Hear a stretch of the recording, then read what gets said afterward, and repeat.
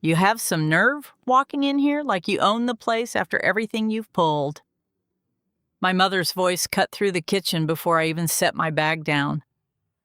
"Don't act surprised. I've heard exactly what you've been telling people about this trip and about me. Carol and I have already decided how Saturday's dinner is going to go. The whole family deserves to know the truth. By the time this getaway ends, nobody is going to see you the same way again." "Hi, my name is Lauren Bennett. I am 30 years old." I stood frozen with my overnight bag still slung over one shoulder, the cottage keys digging into my palm. The 5 lines had landed like stones dropped one after another into still water. My mother, Diane Bennett, didn't raise her voice. She never did when she wanted the words to bruise. She simply stood at the counter, arms crossed, watching me the way someone watches a problem they've already solved. I set the bag down slowly. "Mom, I just got here. Can we at least unpack before we start whatever this is?" She gave a short, dry laugh that didn't reach her eyes. "Unpack? You've already unpacked plenty by telling everyone this cottage rental was your big idea. That you paid the deposit.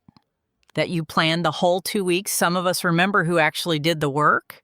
The accusation sat between us, thick and familiar. I had paid the deposit. I had found the listing, coordinated the date, sent the group text with the link, but I hadn't announced it. I never did. I just made sure the family had a place to gather for the first time in 2 years without anyone fighting over logistics. I kept my tone even. I didn't tell anyone anything. I sent the link like you asked. Her mouth tightened. "We'll see what everyone else remembers once Carol and I are done talking on Saturday." Carol Simmons, my mother's closest friend for 20 years, the woman who had been at every birthday, every holiday, every family crisis, the same Carol who had texted me 2 days ago saying she was so excited to finally have everyone under one roof again. I didn't argue. Arguing only gave her more to work with. I carried my bag to the small bedroom at the back of the cottage, the one with the window that looked out over the dunes. The place smelled like salt and old wood and the lemon cleaner the rental company used. I sat on the edge of the bed and let the quiet settle for a minute. Then I heard the front door open again and my mother's voice, softer now, talking to someone on the phone. I stayed where I was. I wasn't ready to walk back into that kitchen yet. The next morning, the house was already busy. My father, Richard, was making coffee and humming like he always did when he wanted to pretend everything was normal. Aunt Patricia had arrived late the night before with her son, my cousin Brandon, who was 19, and already scrolling on his phone at the breakfast table. The plan for the day was simple: beach in the morning, groceries in the afternoon, and a big family dinner on Saturday night that my mother had been calling the real reason we're all here. I was slicing fruit for a bowl when my mother's phone buzzed on the counter.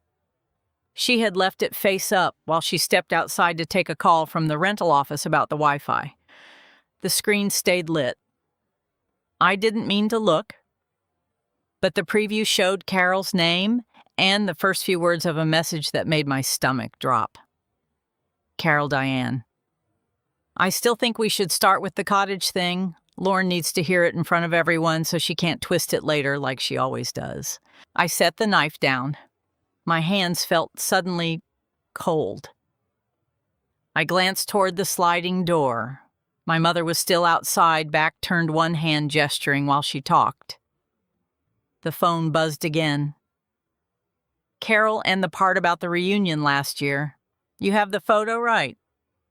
The one that shows she didn't actually do half of what she claims." I couldn't stop myself. I tapped the message thread open. The conversation went back 3 days.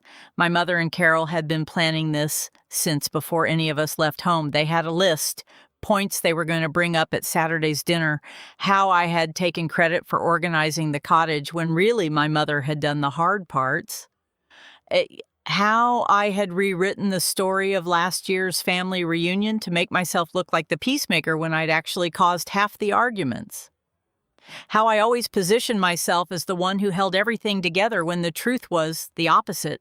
Carol had written, she needs to be put in her place before she starts doing the same thing with the younger kids. Brandon already thinks she walks on water. My mother had replied, Saturday, we do it calmly, no yelling, just facts, everyone will see it. I closed the thread. My heart was beating so hard I could feel it in my throat. I wiped my hands on a dish towel, even though they weren't wet, and walked to the back bedroom again. I sat on the bed and stared at the wall. She had been building this for days, maybe longer, and she had brought Carol in to help deliver it. I heard the sliding door open and close, footsteps in the kitchen, my mother's voice calling my name like nothing had happened. Lauren, you still in there? We need to leave for the store in 20 minutes. I didn't answer right away.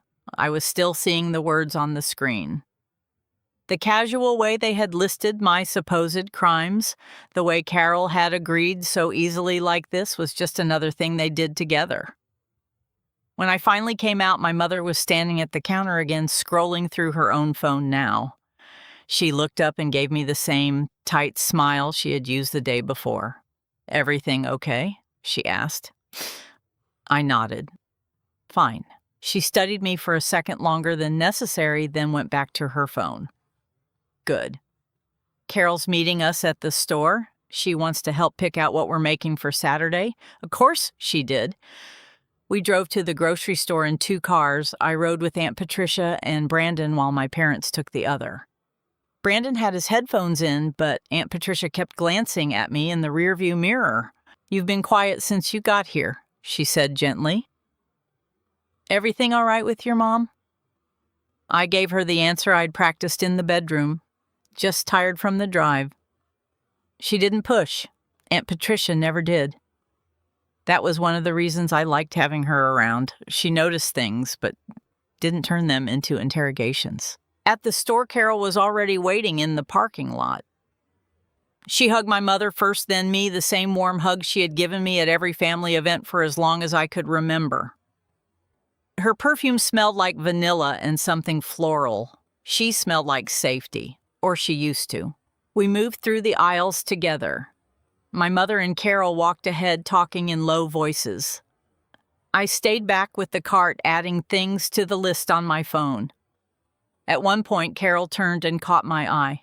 For a split second, her expression changed. Not guilt, exactly.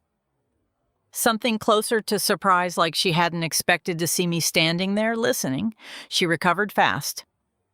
Lauren, honey, your mom was just saying how organized you are with these trips. It's really something.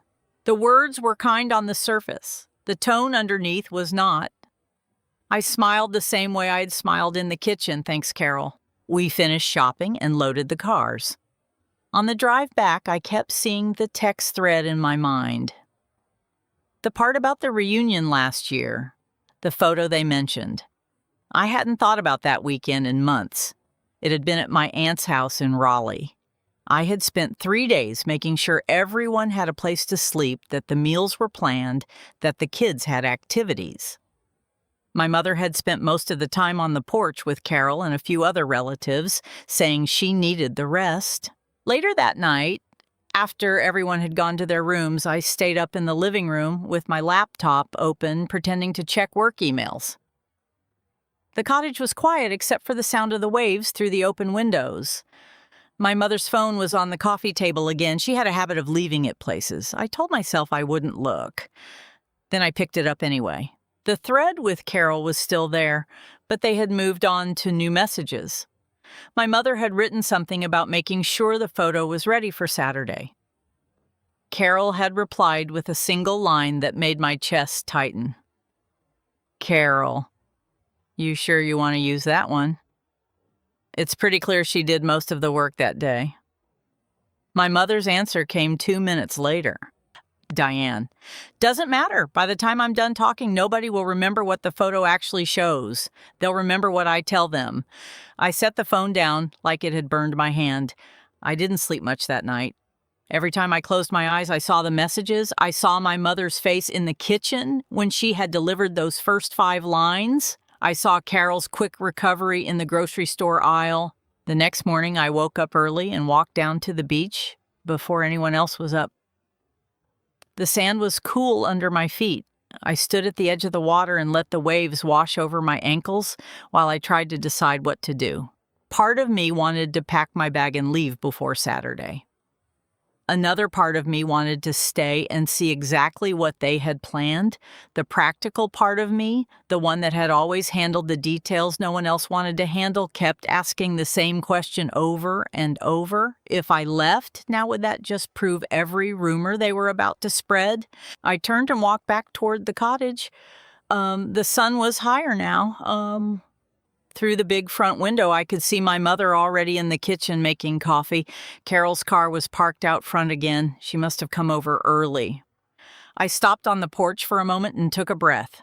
Inside, I could hear their voices, low, intent, planning. I opened the door and stepped into the living room. On the side table near the couch was an old photo album someone had brought from home. It looked like it had been pulled out during one of the late-night conversations. I flipped it open without thinking, just needing something to do with my hands. Near the back, tucked between 2 pages, was a single photograph with handwriting on the back in faded blue ink, my grandmother Evelyn's handwriting. I recognized it immediately from old birthday cards. The photo showed last year's reunion. I was in the background carrying a tray of food toward the table while everyone else sat and talked.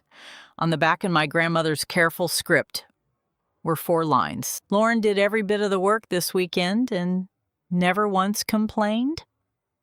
She kept the peace when the rest of us couldn't. Don't ever let anyone tell you she didn't. Grandma Evelyn, I read it twice, then I closed the album and slid the photo into my pocket. From the kitchen, my mother's voice carried down the hall. Carol, make sure you have the list of points we're covering on Saturday. I don't want to miss anything. I stood in the living room with my grandmother's note against my leg and listened to them finalize the plan that was supposed to break me in front of the whole family. My hands were steady, my breathing was even, but something inside me had already started to shift. I wasn't going to let them rewrite this the way they had rewritten everything else. Not this time. I slipped the photograph into my pocket and walked toward the kitchen, the weight of my grandmother's words pressing against my leg with every step. The voices grew clearer as I got closer. My mother and Carol were standing at the island, heads bent over Carol's phone. They stopped talking the second they saw me. Lauren, my mother said, her tone shifting into something almost pleasant. We were just going over the menu for Saturday. Carol thinks we should do the roast chicken your father likes. Carol nodded too quickly. Your mom has been planning every detail. She really knows how to bring everyone together. I set the fruit bowl on the counter. I can help with the sides if you want. My mother's smile stayed in place, but her eyes didn't soften. We've got it covered. You just enjoy the beach. You've done enough organizing for one trip. The jab was small, precise, and delivered with the same calm she had used in the 5 lines the day I arrived. I felt it land anyway. Carol glanced between us, then cleared her throat. Diane, maybe we should show Lauren the seating chart we sketched. It might help her understand why we put her at the far end of the table. My mother shot her a look quick and sharp. Carol's mouth snapped shut. I kept my voice even. I don't need to see a seating chart. I'll sit wherever there's a chair. The rest of the morning passed in careful politeness. My father and Aunt Patricia took Brandon out to the beach. I stayed behind to finish putting groceries away, partly because I wanted the quiet and partly because I needed to think. Every time my mother or Carol walked through the room, the air tightened. Around noon, Carol came back inside alone. She found me in the living room folding towels. Lauren, she said, her voice lower than usual. Can we talk for a second? I set the towel down. Sure. She looked toward the hallway like she was checking for footsteps. Your mom is under a lot of stress lately. This trip means a lot to her. She just wants everyone to feel like they're being heard. I waited. Carol had been my mother's shadow for 2 decades. She didn't usually speak without permission. She's been saying some things, Carol continued, quieter now. About how you've been taken over lately? The cottage, the plans, even little things from last year. She thinks you're trying to make her look like she doesn't do anything. I kept my hands still on the towel. "And what do you think, Carol?" She hesitated. That was new. Carol never hesitated when she was repeating my mother's words. "I think families get complicated," she said finally, "but Saturday, just be ready, okay? She's going to say some hard things. She believes them. And once she starts, it's going to be in front of everyone. Richard, Patricia, Brandon, even the cousins who are driving down tomorrow." The words landed like cold water. She had just confirmed the timeline and the audience. The public shaming wasn't a vague threat anymore. It had a date, a room, and a list of witnesses. Carol must have seen something change in my face because she stepped back half a pace. "I shouldn't have said that. Forget I said anything. Just don't make it worse for yourself." She turned and walked back toward the kitchen before I could answer. I stayed in the living room with the half-folded towels. My hands had started to shake. I pressed them flat against my thighs until they stopped. That afternoon, I drove into town alone under the excuse of needing better sunscreen. I parked near a small coffee shop and sat in the car with the windows cracked, the photograph from my grandmother still in my pocket. I took it out and read the back again. Lauren did every bit of the work this weekend and never once complained. She kept the peace when the rest of us couldn't. Don't ever let anyone tell you she didn't. My grandmother had written it in her careful looping script. She had seen what happened last year. She had written it down so no one could pretend otherwise. I folded the photo and put it back in my pocket.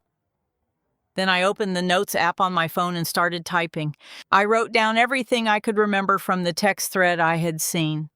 The cottage deposit, the reunion last year, the way my mother had told relatives I caused arguments when I had actually spent hours calming them.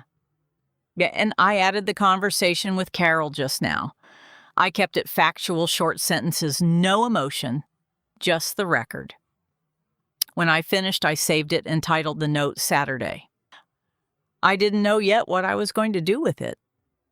I only knew I wasn't going to walk into that dinner blind.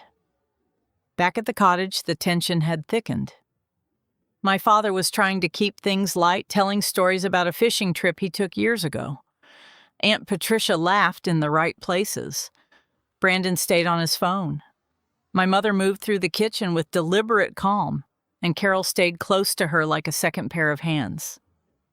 At dinner that night, the table was small enough that we all sat together.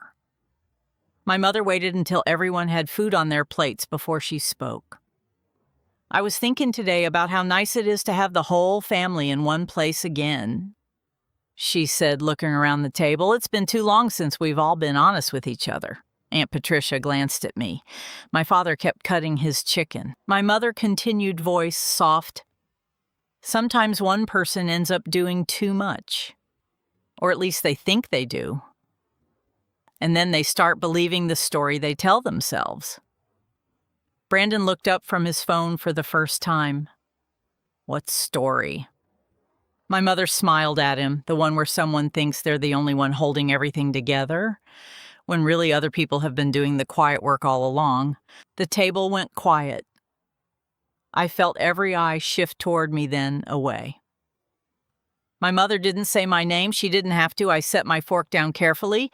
If someone has something they want to say to me, they can say it now. Carol's hand tightened around her water glass. My mother's smile stayed exactly where it was. "Not now, Lauren," she said. "Saturday is better, when everyone who needs to hear it is here." The rest of the meal passed in pieces of conversation that never quite connected. My father tried twice to change the subject. Aunt Patricia kept offering more salad to anyone who would take it. Brandon went back to his phone. After dinner, I helped clear the table. Carol stayed in the kitchen with me while my mother went to sit on the porch with my father. Carol rinsed a plate and handed it to me without looking up.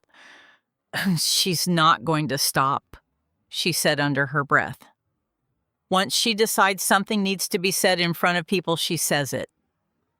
I dried the plate and set it in the rack. Then maybe she should be ready for what gets said back. Carol's hands stilled in the water. She turned her head just enough to meet my eyes. "Lauren," she said, voice barely above a whisper. She has the photo from last year. The one where you're carrying the tray. She's going to use it to prove you were doing too much and making everyone else look bad.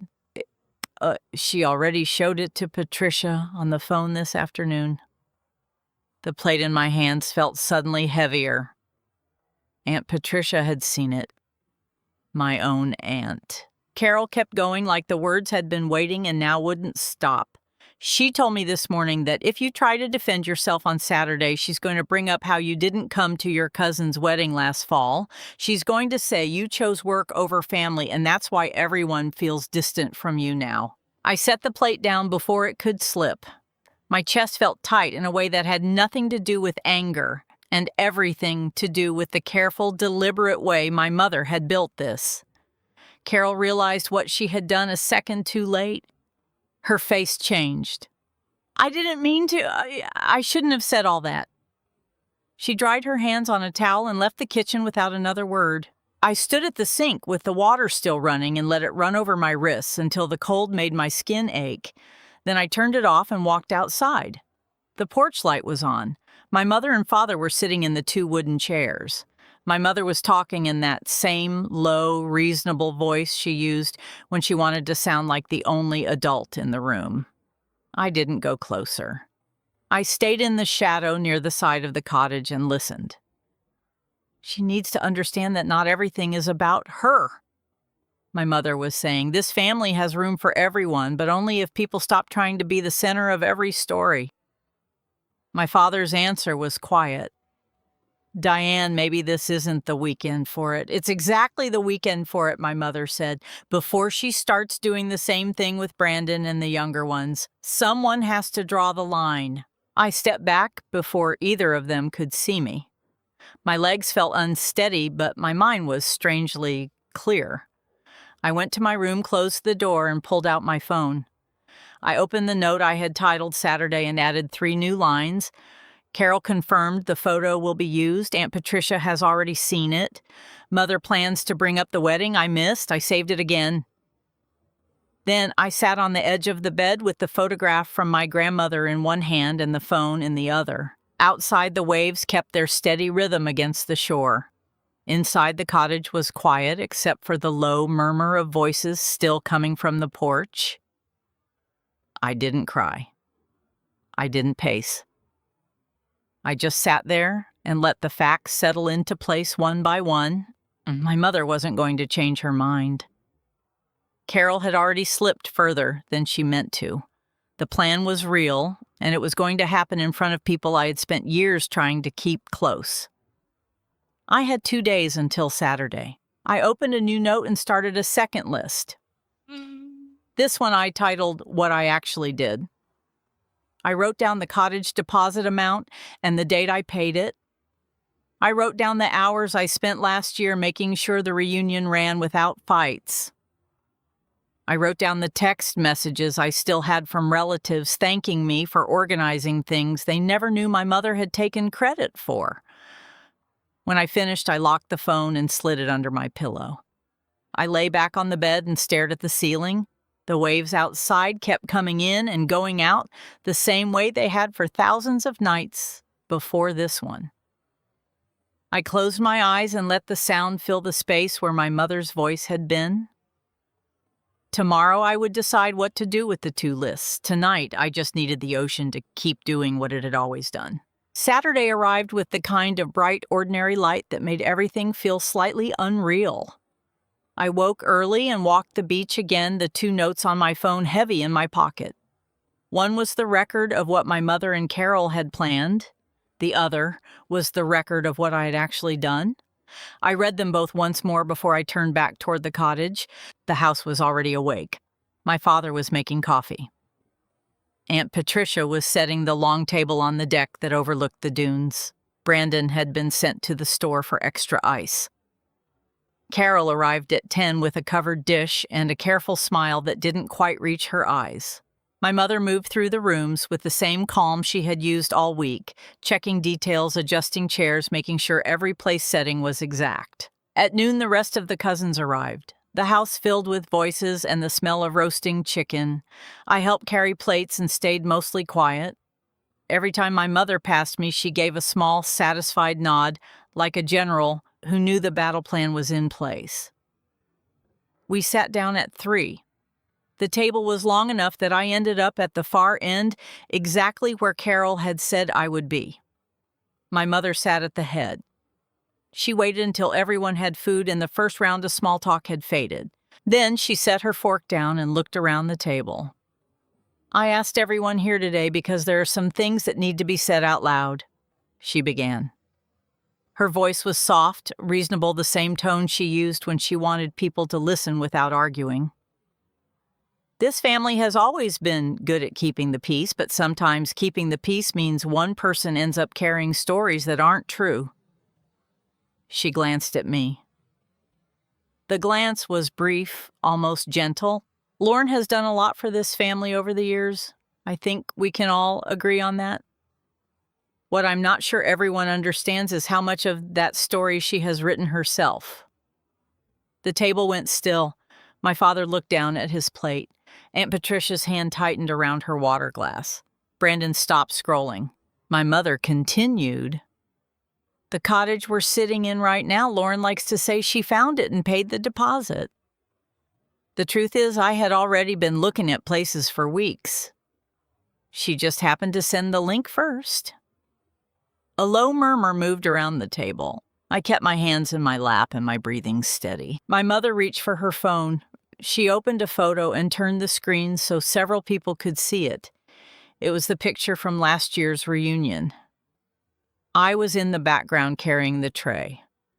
"This is what Lauren wants everyone to remember," my mother said. Her doing all the work while the rest of us sat and relaxed. But what she doesn't show is how many times I asked her to let other people help, and she said no. She wanted it to look like she was the only one who cared. Carol shifted in her chair but didn't speak. My mother set the phone down. "And then there's the wedding last fall. Lauren chose not to come. She said work was too busy. What she didn't say was that she had already taken 2 weeks off that month for a trip with friends.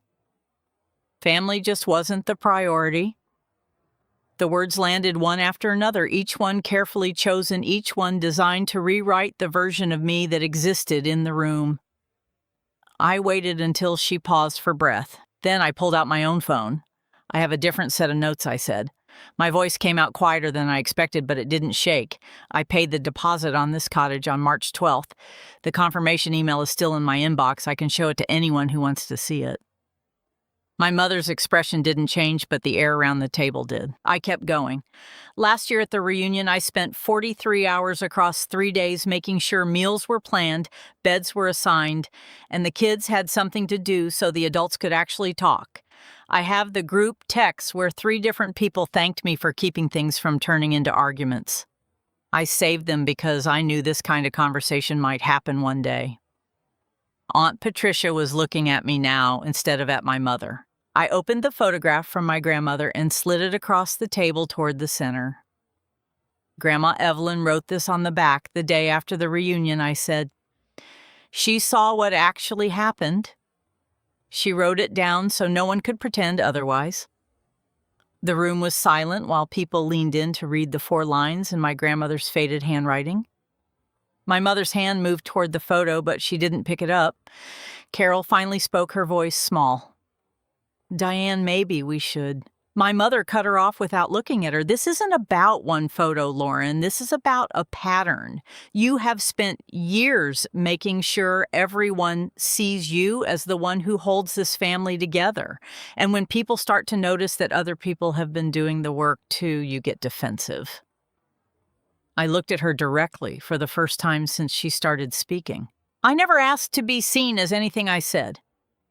I just did what needed to be done because no one else was doing it. And every time I did, you found a way to make it sound like I was taking something from you." My father cleared his throat. "Maybe this is enough for today." My mother ignored him. She turned to the rest of the table. "I wanted everyone to hear this from me before it got worse. Before Lauren started doing the same thing with the younger kids. Brandon already thinks she's the only one who listens to him. That's not healthy for any of us. Brandon looked up startled. I never said that. The dinner did not recover. People ate in pieces. Conversations started and died. When the meal finally ended, most of the cousins made excuses to leave early. Aunt Patricia stayed to help clear but kept glancing at me like she wanted to say something and didn't know how. I carried plates into the kitchen. Carol followed me. I'm sorry, she said quietly. I didn't know she was going to go that far with the wedding thing. I told her it wasn't fair. I rinsed a plate and set it in the rack. You helped her plan it, Carol. She didn't argue. She just stood there with her hands empty and her eyes on the floor. Later that night, after most people had gone to their rooms, I walked down to the beach alone. The moon was high and the waves were loud. I sat in the sand and let the cold air hit my face until my eyes stopped burning. Then the breakdown came. It wasn't loud. It was the kind that happens when your body finally stops holding everything in place. I cried until my throat hurt and my hands were shaking, and the only thing I could hear was the ocean and my own uneven breathing. I cried for every time I had organized something and then listened to my mother tell the story like she had done it. I cried for the version of me that had kept trying to be the steady one because I thought that was how you earned a place in your own family. I cried because I had believed for a long time that if I just kept being useful and calm and helpful, she would eventually see me as enough. When the tears finally slowed, I stayed sitting in the sand. My breathing evened out. The shaking stopped. I wiped my face with the sleeve of my sweater and looked out at the dark water. Something had shifted inside me, quiet but permanent. My value had never been in how much I organized or how well I kept the peace. Those things were things I did because I loved them, not because they were the price of being allowed to belong. My mother could rewrite every story she wanted. She could stand in front of every relative we had and list my supposed sins. It would still be her story, not mine. I stood up and brushed the sand from my jeans. Back at the cottage, the lights were mostly off. I packed my bag in the dark, moving slowly so I wouldn't wake anyone. I left a note on the kitchen counter for my father. Dad, I'm heading home early. I need some space. I love you. Lauren, I didn't write anything for my mother. I drove through the night with the windows cracked and the radio low. By the time the sun came up, I was back in my own apartment, the one I had paid for myself, the one where no one rewrote the facts of my life while I was still living it. In the weeks that followed, the everyday connection with my mother changed shape and then thinned. She called once, 2 days after I left. The conversation was short and careful on both sides. She didn't apologize. I didn't ask her to. After that, the calls became less frequent, then stopped altogether unless there was a specific reason. Family group texts still arrived, but I answered only when I had something practical to add. I stopped offering to organize the next gathering. I stopped filling the silences when other people brought up old stories that didn't match what I remembered. The shift was quiet. No dramatic declarations. Just the slow, steady withdrawal of the version of me that had believed being useful would eventually earn me safety. Aunt Patricia called me a month later. She had found the original photo from the reunion and the note on the back. She told me she had shown it to a few of the cousins who had been at the dinner. She didn't say what they thought.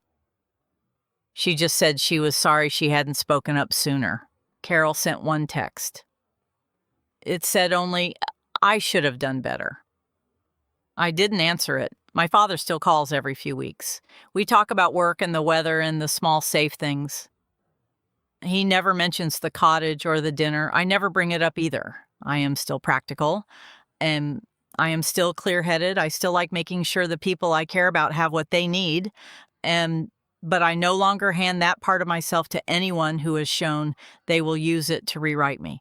Protecting my dignity turned out to be simpler than I thought it would be. It mostly meant stopping the old habit of explaining myself to people who had already decided who I was. It meant letting the everyday closeness with my mother become something smaller and more distant because the cost of keeping it had become too high. My value was never in what I provided for other people's comfort. It was in the fact that I existed at all whole and separate whether or not anyone chose to see it. I still think about that weekend sometimes. Not with anger anymore. With a kind of clear, steady sadness for the version of my mother who needed the story to stay the way she had written it. And with a quiet respect for the version of myself who finally stopped helping her keep it that way. Thank you for listening to my story. If you've ever been the person who kept the peace until the peace started costing you pieces of yourself, I'd like to know what you did next. Drop peace. If you chose yourself.